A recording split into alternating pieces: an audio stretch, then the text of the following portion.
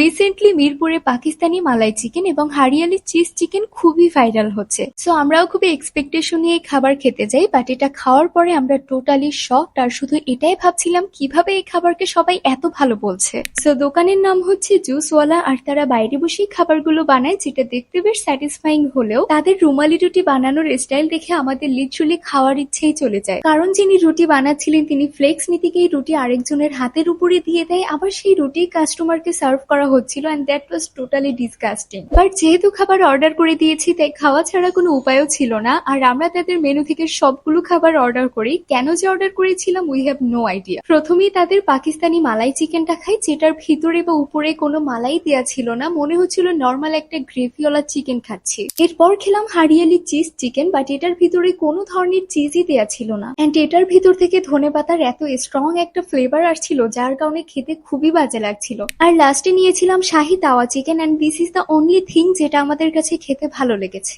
এটার প্রাইসও মাত্র 70 টাকা ছিল আর টেস্টও ভালো ছিল। আর সব শেষে দুইটা ড্রিঙ্কস নিয়েছিলাম, একটা হচ্ছে আমের শরবত আর একটা চকলেট মিল্কশেক, যেই দুইটার একটা টেস্টও আমাদের কাছে ভালো লাগছিল না। সো তোমরা যদি কেউ এই দোকানটা থেকে খাবার খেয়ে থাকো আর তোমাদের এক্সপিরিয়েন্স কেমন ছিল সেটা কিন্তু অবশ্যই আমাকে কমেন্টে জানিও, and don't forget to follow me for more such content.